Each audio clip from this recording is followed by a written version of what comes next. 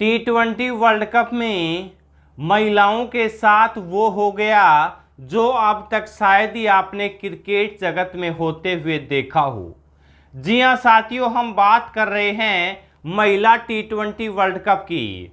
भारतीय टीम अपना पहला मुकाबला न्यूजीलैंड के खिलाफ खेल रही थी, लेकिन इसी बीच पहली पारी में ही क्या हो गया कि क्रिकेट जगत में बवाल मच गया। भारतीय टीम की कप्तान हरमनप्रीत कौर और कोच गुस्से में लाल होकर तिलमिला गए और एम्पायर से बहस करने लगे और काफी देर तक बीच मैदान में मैच को रोका गया। आखिरकार क्यों मैच रोका गया और क्यों ऐसी क्या बात हो गई कि मैच के बीच में ही बवाल मच गया और सभी भारतीय क्रिकेट फैंस के साथ साथ कोच और कप्तान भी गुस्से में तिलमिला गए।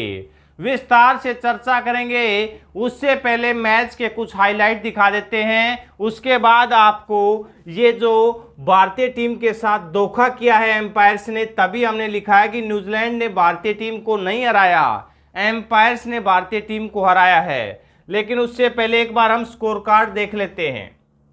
भारतीय टीम ने टॉस जीतकर पहले गेंदबाजी करने का फैसला किया, यानी कि न्यूजीलैंड ने बल्लेबाजी की।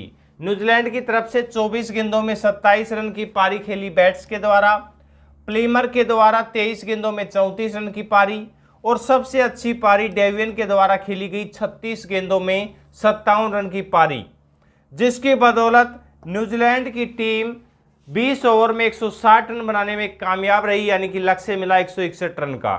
गेंदबाजी की बात करें तो भारत की तरफ से रेणुका सिंह ने 4 ओवर में 27 रन देकर 2 विकेट हासिल किए। वहीं अनुराधती रेड्डी ने 4 ओवर में 28 रन देकर 1 विकेट और आशा शोभना ने 4 ओवर में 22 रन देकर 1 विकेट हासिल किया।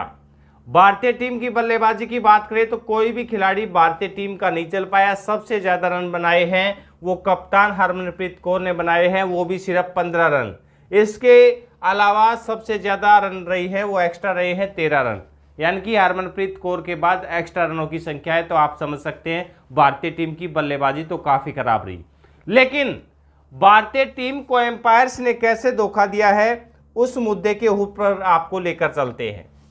दरअसल आज के मुकाबले में बात ऐसी हुई कि न्यूजीलैंड की टीम पहले बल्लेबाजी कर रही थी।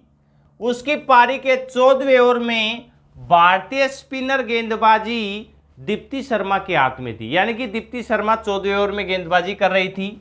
उनके ओवर की आखिरी गेंद पर न्यूजीलैंड की बल्लेबाज एमिली कैरे ने लॉन्ग ऑफ की ओर खेल दिया और तेजी से 1 रन पूरा कर लिया।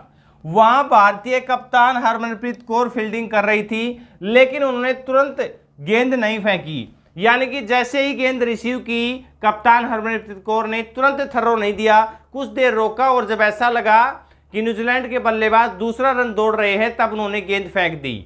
यानी कि देख सकते हैं न्यूजीलैंड की दोनों बल्लेबाज दूसरे रन के लिए दौड़ पड़े, लेकिन हरमनप्रीत कौर ने सीधा विकेट कीपर के पास गेंद फेंकी, जिसने एमिली को रन आउट कर दिया। यानी कि एमिली के रन आउट होने से ही तो विवाद शुरू हो गया। न्यूजीलैंड की बल्लेबाज जब पवेलियन लौट रही थी, भारतीय टीम ने जब रन आउट किया, अब रन आउट करने के बाद सरेआम रन आउट है तो न्यूजीलैंड की बल्लेबाज पवेलियन की तरफ लौट पड़ी। अब पवेलियन की तरफ जाते समय फोर्थ एम्पायर ने न्यूजीलैंड की बल्लेबाज को रोका और वापस बल्लेबाजी के लिए भेज दिया, जिसे देखकर सभी हक्के बक्के रह गए। और ऐसी कहानी के बाद फोर्थ एम्पायर ने जब वापस भेजा तो भारतीय खिलाड़ी चौंक गए और एम्पायर से सवाल करने लगे। असल में मामला यह था कि जब दोनों खिलाड़ियों ने 1 रन लिया, तब एम्पायर ने जो दीप्ति शर्मा की टोपी थी वो दीप्ति शर्मा को सौंप दी और ओवर खत्म करने का इशारा कर दिया। यानी कि एम्पायर ने तो ओवर खत्म करने का इशारा कर दिया, लेकिन ना तो बल्लेबाज दौड़ने से रुक रहे हैं और ना ही फील्डिंग वाले रुक रहे हैं। तो जब बल्लेबाज दौड़ेंगे तो फील्डिंग वाले फील्डिंग भी करेंगे। उन्होंने थ्रो दिया और थ्रो के बाद रन आउट हो गया। अब एम्पायर कहते हैं कि मैंने पहले ही ओवर खत्म करने का फैसला ले लिया था, इसलिए ये नॉट आउट है। उसके बाद काफी देर तक बहस चलती रही। भारतीय टीम के कोच ये देख सकते हैं, इसी आधार पर एम्पायर ने डेड बॉल घोषित करते हुए रन आउट को खारिज कर दिया। यानी कि रनआउट को खारिज कर दिया। लेकिन ये गलती भारतीय टीम की तो नहीं है, एम्पायर की गलती भारतीय टीम पर भारी पड़ रही है। बस फिर क्या था, भारतीय कप्तान हरमनप्रीत कौर एम्पायर से सवाल जवाब करने लगी।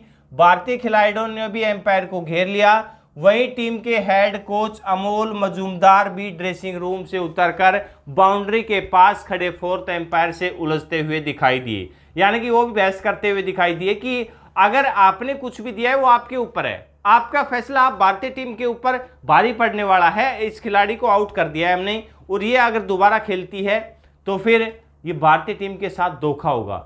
लेकिन आखिरकार ये देख सकते हैं, भारतीय जो कप्तान है हरमनप्रीत कौर, जो ग्राउंड के एम्पायर थे उनसे संतुष्ट न होकर फोर्थ एम्पायर से बहस भी हुई, जबकि मैदानी एम्पायरों के जवाब से असंतुष्ट होकर हरमनप्रीत कौर और उपकप्तान भी बाउंड्री के पास जाकर फोर एम्पायर से सवाल जवाब करने लगी। लेकिन आखिरकार हुआ क्या, रिप्ले को देखकर साफ नजर आ रहा था कि एम्पायर ने जल्दबाजी में ओवर की घोषणा कर दी। फिर जब न्यूजीलैंड की बल्लेबाज दूसरे रन के लिए दौड़े तो उन्हें रोका भी नहीं। यानी कि एक तो एम्पायर ने ओवर समाप्ति की घोषणा कर दी और ना ही न्यूजीलैंड के बल्लेबाजों को दौड़ने से रोक रहे हैं। तो अब इसमें एम्पायरों ने जो भारतीय टीम के साथ धोखा किया है उसके बारे में तो आप अपनी राय देना ही, लेकिन आखिर में मजबूरन भारतीय टीम को एम्पायरों की गलती का खामियाजा भुगतना पड़ा और इस खिलाड़ी को नॉट आउट करार दिया गया। इस मामले को, इस फैसले को आप कितना सही मानते हैं कमेंट सेक्शन में जरूर बताना, और क्या इससे पहले क्रिकेट जगत में ऐसा कोई मामला आपने देखा है यह भी आप जरूर बताना। वैसे भारतीय टीम को 58 रन से करारी हार मिली है। अगला मैच भारतीय टीम का पाकिस्तान के खिलाफ 6 अक्टूबर को खेला जाना है। लेकिन इस सब पूरे मामले को आप क्या कहना चाहेंगे, क्या इसी कारण भारतीय टीम हारी है या खुद की कमी के कारण हारी है? इस सब बातों का भी जिक्र आप अपने कमेंट सेक्शन में कर सकते हैं। क्या भारतीय टीम T20 वर्ल्ड कप जीत सकती है? जी हाँ साथियों, क्रिकेट अपडेट लगातार आप तक पहुंचाते रहेंगे। धन्यवाद।